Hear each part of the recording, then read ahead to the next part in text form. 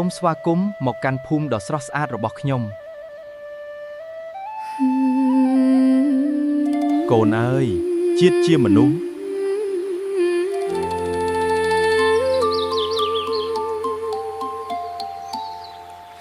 កូនអើយជាតិជាមនុស្ស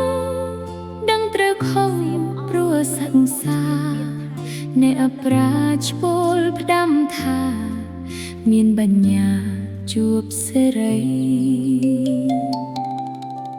កូនអើយប្រទេសជាតិចូលបៀនបៀនប្លន់ទឹកដីហាកូនទាំងប្រុសស្រីសៀមអប្រៃពូឈ្លានពានកងទ័ពតស៊ូប្រយុទ្ធកាន់រអាវុធទាំងស្រែកឃ្លៀងកូនអើយខិតខំរៀនបញ្ញាមានជួយជាតិបានត្រូវធ្វើជាកូនល្អចិត្តស្មោះស្ទើរក្លាហានទើបប្រទេសបានខ្សែជាតិរស់បានព្រោះកូនថ្លៃយុវជនគឺជាទុំទាំងមានកម្លាំងបញ្ញាវៃកូនកុំភ្លេចស្មារតីសួនប្រុសស្រីជួចអមចាំបើកូនស្រឡាញ់ជាតិត្រូវថ្មីឃ្លាតតាមបន្តតស៊ូរៀន10ឆ្នាំលែងរងកម្មឆ្ងាយវេទនាបើកូនរៀនសូត្រចេះដឹងថៃប្រលឹងបុកកម្ពុជា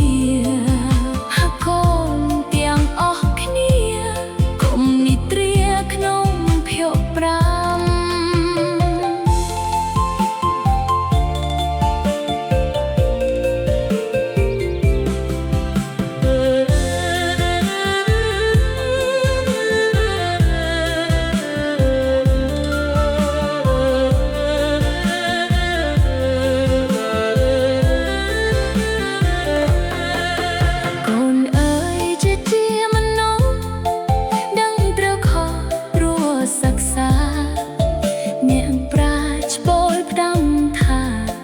មានបញ្ញាជួបសេរី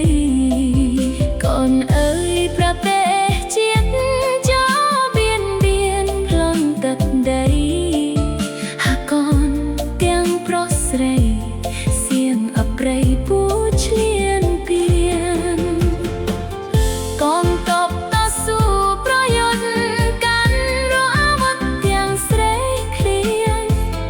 កូនអើយខិតខំរៀនបញ្ញាមានជួយជាបានត្រូវធ្វើជាកូនល្អចិត្តស្មោះស្ទើរក្លាហានទើបប្រទេសបានខ្សាន្តជាត្រូវបានព្រោះកូនថ្លៃ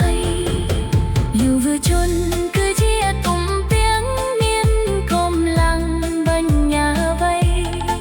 កូនកុំភ្លេចស្មារតី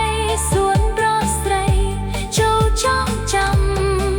បើកូនស្រឡាញ់ជាតិត្រូវថ្មី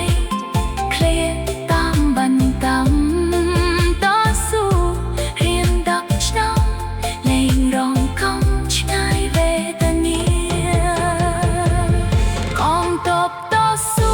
ប្រយុទ្ធកាន់រអាវុធទាំងស្រែកឃ្លៀងកូនអើយខិតខំរៀនបញ្ញាមានជួយជាបានត្រូវធ្វើជាកូនល្អចិត្តស្មោះស្ទើរក្លាហាន